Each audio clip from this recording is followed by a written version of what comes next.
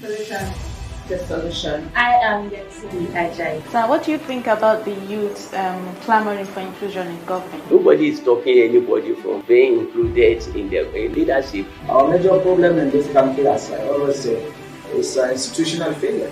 We need to decentralize power. Enough of this, everybody coming to Abuja to come and let every region stay on their own and contribute to the center. The hoodlums, the insurgents are more sophisticatedly equipped than our regular security agencies. Who are around screening local governments? Putting their flag. Southeast has woken up.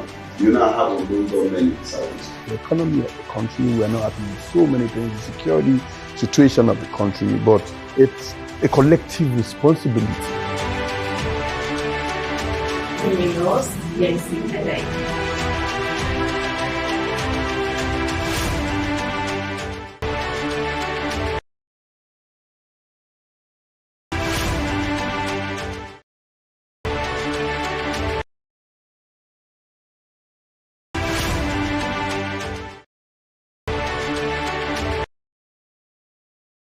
Welcome to the solution. My name is Yetsi Ajay. This is where we talk about possible solutions to the crisis currently in Nigeria. And today with me is the Senior Special Assistant to the Governor of Abia State on Sustainable Development Goals, Barr Chimdi Nwokeukwu. You're welcome. Thank you. We're talking about the possible solutions to the current issues in Nigeria. And we're talking about democracy, actually. Since 1999, it's about 20 years now, and we've had different administrations in power. So how would you say democracy has helped Nigeria positively or negatively since 1998? Thank you. Solutions. That was the first thing we talked about. I feel like before we talk about solutions, it will probably be better for us to look at it holistically and taking a look at some of the problems. And we will look at that side by side, coming from 1999 to where we are. As far back as 1999, I was still very young, obviously, but pretty much aware of what was going on in my environment. And I am, if I don't remember anything else, I'm very well aware of the aura of hope, of inspiration, of excitement that Nigerians bore in 1999 when President Olusegun Obasanjo emerged as president. It was an emancipation from an era of military dictatorship and autocracy, putting us side by side with countries around the world who were doing better than us. Democracy seemed like the best answer. I still maintain that it is the answer for us. And it appeared to be a steady, progress towards stabilizing what would say was the status of our country at the time, from development to human rights and whatnot. Now, if you look at statistics, we've had our ups and downs, but I would like to think that our democracy had, with its own challenges, from electoral malpractices to crimes like murder, around political aspirations and whatnot, but we were going somewhere.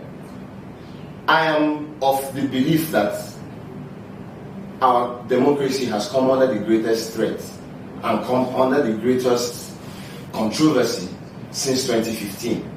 We've had our issues, but since 2015 till now, everything that democracy stands for has pretty much come to question, because we have a government that came into power and relied on the, for lack of a better expression, lacunas that existed around our society and the economy, from corruption to inflation, and made 3 key promises, which you would say are the aspirations of any democratic dispensation: to be able to secure the lives of properties of citizens, to be able to create a stable economy, which, as you would imagine, is connected to creating employment, is connected to agriculture, is connected to all whatnot. And what was the third thing he said he was going to do?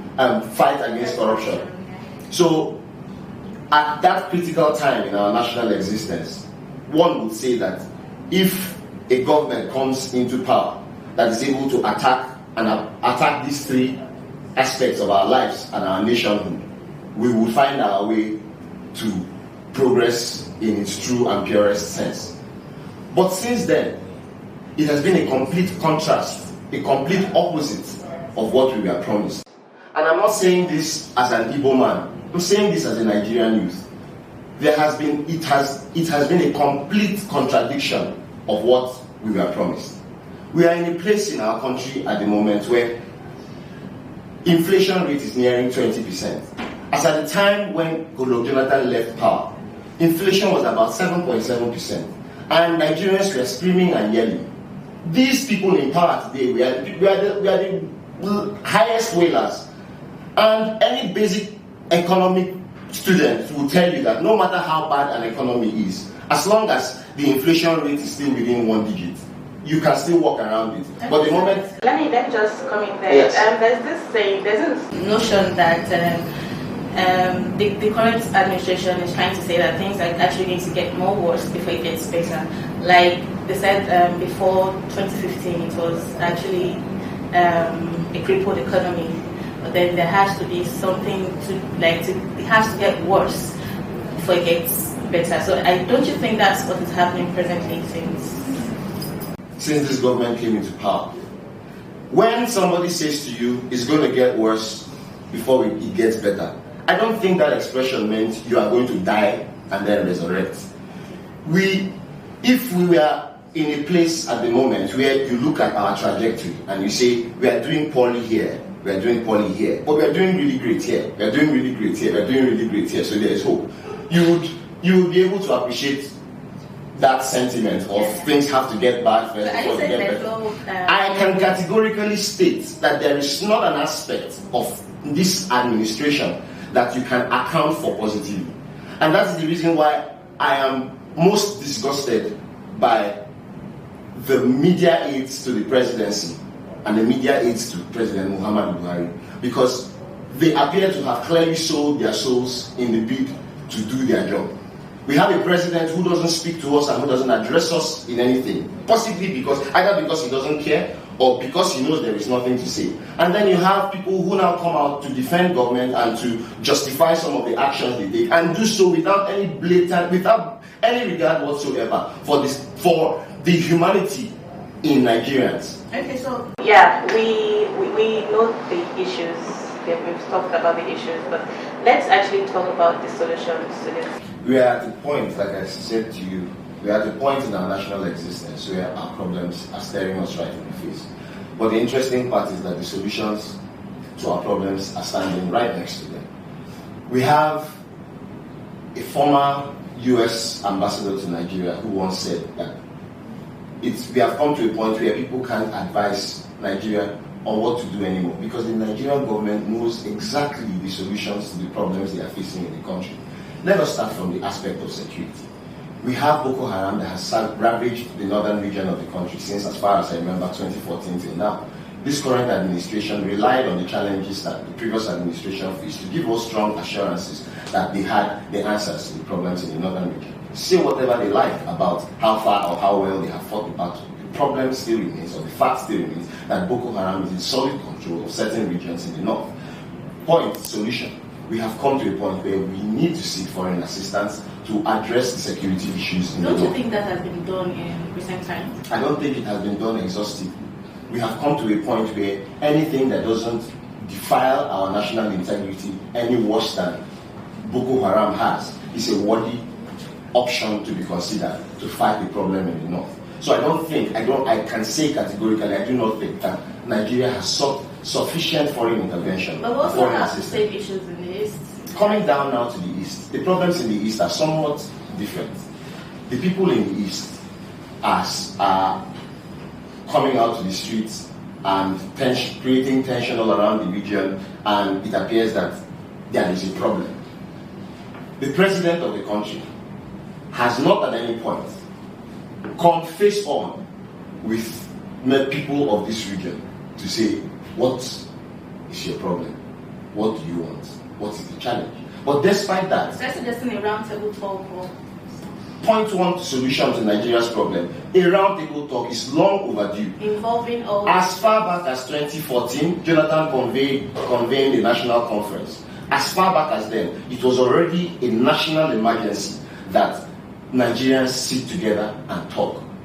As patch as they did it that time, all the resolutions that came out of it were thrown in the bin. So that conversation was as good as never happened. Okay, so that brings me to the next question. Don't you think we've been talking about these issues and possible solutions, and nothing has actually been done about it? You have hit the nail on the head now. If people are saying, Nigerians are saying, this is what they want, these are the things they are demanding from government, and government is not even as much as answering them, government is giving them the flimsiest of answers, the most arrogant of answers, what then do you do? Government relationship with the society is quid pro quo.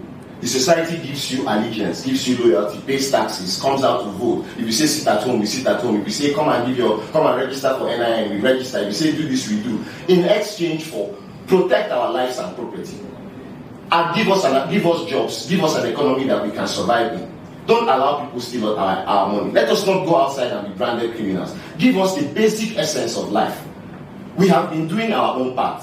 Government has not done their part. How can that contract continue? Can you advise the government now, assuming you are in a room with the president of Nigeria, what would you tell him to do to solve this issue? Point one, call a national conference. Call leaders from all the regions of this country. We are the most divided we have ever been since my own lifetime.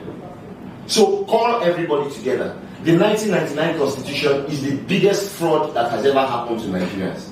Call everybody together. Let us review that booklet. We will come to a point where we will agree that this booklet, this document is worthless. Throw it into the bin. Let us come together and prepare a constitution where every Nigerian identifies with a constitution that is drafted in a way that any Nigerian that looks at it is proud to be Nigerian. A constitution that does not deify public servants, that makes public service what it is supposed to be. And the people of the country can see it and enjoy it and repeat. And it will be too glaring for anybody to look at what we are doing here. Nigerians say that we are suffering. Dollar is 498 naira to a dollar. This is this. And then the government comes out without no solution. All they do is justify it. A governor, a president comes out to say that Naira is at the best it can be in the circumstances. What does that mean? On what parameter? If unemployment has tripled since 2015 till now. So everybody's saying COVID-19, this COVID-19, that. What were the measures you put in place that COVID-19 distracted? Nothing. There is no policy, there is no strategy, there is no trajectory, no matter what this presidency likes to say. Stop this nepotism and preferential treatment you give to one region over the other. I believe that, God bless his soul, the death of the Chief of Army Staff was the most divine free pass that God could have given President Buhari to douse down the tensions all over the country. You have a region that has been telling you blatantly to your face and backing it with proof that you have been, showing preference to your part of the country over the others. And then the Chief of Army Staff dies with two military generals from the eastern region. In the same course with the just demised Army General, Chief of Army Staff. You didn't appoint any one of them. These are directors of top military departments. You didn't appoint any of them. You retire them and then appoint somebody from a lower cost who is from the northern region again.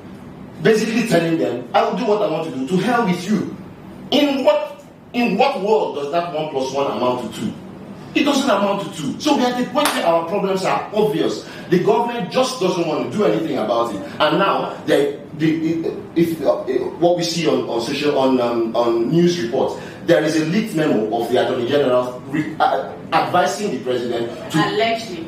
Well, it is a report saying that he should declare a state of emergency and suspend the Constitution.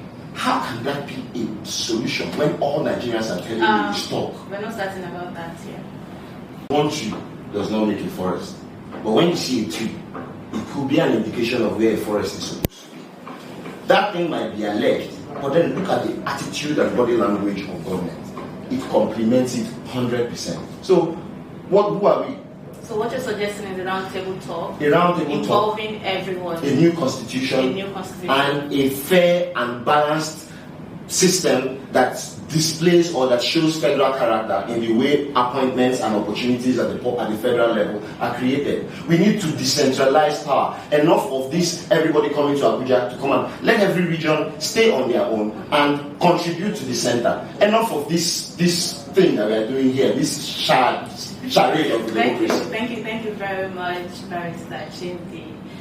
Thank you for coming on the show. We really talked so much about the country's problem and possible solutions. Thank you so much. Thank you so much for having me. This is the end of Solution. Nice to remain your host, Yenisi Ajayi. See you next time.